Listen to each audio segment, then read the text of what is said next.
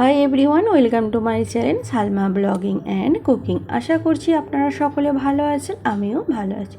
আজকে আপনাদের কাছে নিয়ে চলে এলাম ইলিশ মাছের মাথা দিয়ে কুমড়ো ঘন্ট। তো এই রান্নাটা আমি কিভাবে আমার মতন রান্না করেছি সেটাই আপনাদের সাথে শেয়ার করব। চলুন তাহলে। প্রথমে এখানে আলুকে দেখুন ডুমো ডুমো করে কেটে নিয়েছি। একটা বড় সাইজের আলু নিয়েছিলাম, আর এখানে 500 গ্রাম কুমড়ো নিয়েছি, তাকেও এইভাবে কেটে নিয়েছি। ভালো করে ধুয়ে পরিষ্কার করে রেডি করে নিয়েছি। এরপর এখানে ইলিশ মাছের মাথা নিয়েছি, যেহেতু ইলিশ মাছের মাথা দিয়ে কুমড়ো ঘন্টটা করব। এখানে অল্প করে একটু লবণ আর হলুদ গুঁড়ো দিয়ে দিচ্ছি মাছের মাথাতে, দিয়ে ভালো করে লবণ আর হলুদটা মাছের মধ্যে মিশিয়ে দেব।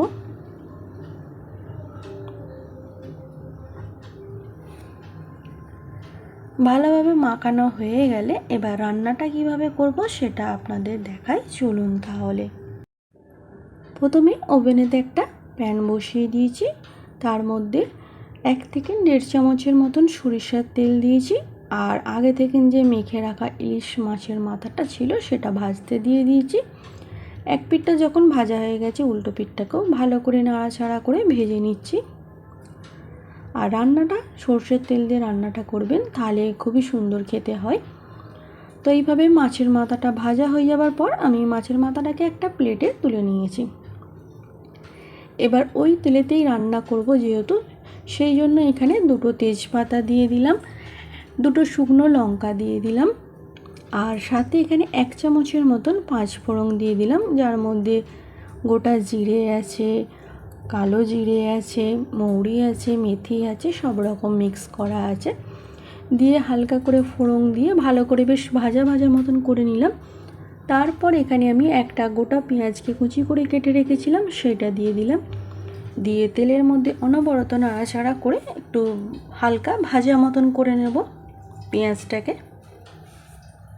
এইভাবে হালকা ভাজা হয়ে গেলে এর মধ্যে আমি আলুটাকেও একটু তেলের মধ্যে নাড়াচাড়া করে ভেজে নেব।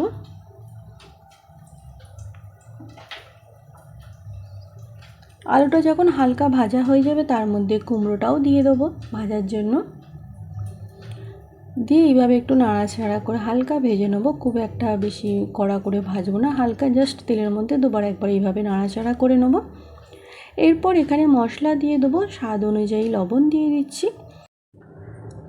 এরপর হলুদ গুঁড়ো 1 চামচ দিয়ে দিচ্ছি, লঙ্কা গুঁড়ো 1/2 চামচ দিচ্ছি, আর ধনে জিরে মিক্স করা 1 চামচ দিয়ে দিচ্ছি। দিয়ে একটু মশলাগুলো আলু আর কুমড়োর মধ্যে মাখিয়ে নিয়ে এইভাবে একটু কষতে থাকবো। বেশ একটু ভালোভাবে কষতে হবে।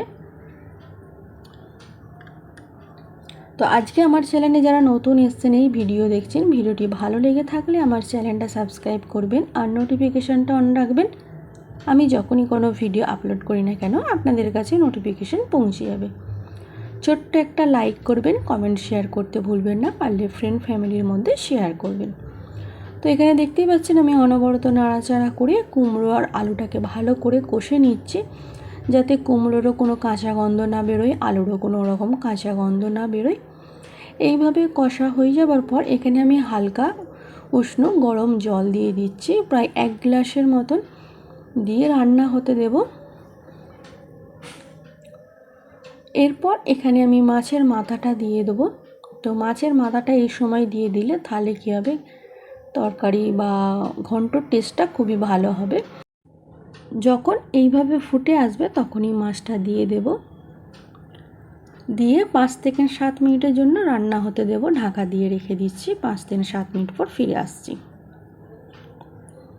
এরপর 7 মিনিট পর এখানে আমি ফিরে এলাম। তো দেখতেই পাচ্ছেন রান্নাটা কতটা হয়ে গেছে। এই সময় আমি এখানে একটু জিরে গুঁড়ো দিয়ে দেবো, অল্প করে একটু, আর অল্প করে গরম মশলা দিতে হবে। তো গরম মশলা দিলে স্বাদটা আরও বেশি ভালো হবে। আর একটু অল্প করে চিনি দিতে হবে, যেহেতু কুমড়ো রান্না করছি, কুমড়ো একটু মিষ্টি মিষ্টি হলে বেশ ভালো লাগে। তো এইভাবে সবগুলো দিয়ে আমি ভালো করে আবার মিক্স করে নিচ্ছি, বা মিশিয়ে একটু ঝোলটা শুকনো শুকনো মতন করে নিচ্ছি, যাতে এটা একদম খেতেও ভালো লাগে আর দেখতেও ভালো লাগে। আর সাথে দেখে নিচ্ছি আলু আর কুমড়োগুলো বেশ সেদ্ধ হয়েছে কিনা। তো এখানে সবগুলোই আমার সেদ্ধ হয়ে গেছে। রান্নাটা এখানে আমার শেষের দিকে। এবার নামাবার সময় এখানে আমি হাফ চামচের মতন ঘি দিয়ে দিলাম, দিয়ে একটু ঘন্টটাকে ভালো করে মিশিয়ে নিচ্ছি ঘিয়ের সাথে। মিশিয়ে নিয়ে এবার আমি একটা প্লেটে রান্নাটার যে কুমড়ো মাছের মাথা দিয়ে ঘন্টটা করেছি সেটা সার্ভ করে নিচ্ছি। এখানে রান্নাটা আমার কমপ্লিট হয়ে গেছে। এরপর দেখতেই পাচ্ছেন আমি একটা প্লেটের মধ্যে এই কুমড়ো মাছের মাথা ঘন্ট বা ইলিশ মাছের মাথা দিয়ে কুমড়োর ঘন্টটা একটা প্লেটে সার্ভ করে নিলাম।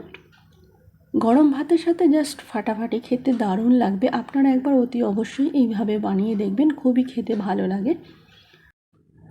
আজ এই পর্যন্তই, আবার আপনাদের কাছে নতুন একটা ভিডিও নিয়ে আসবো। ভালো থাকবেন, সুস্থ থাকবেন। Thanks for watching my video. Take care.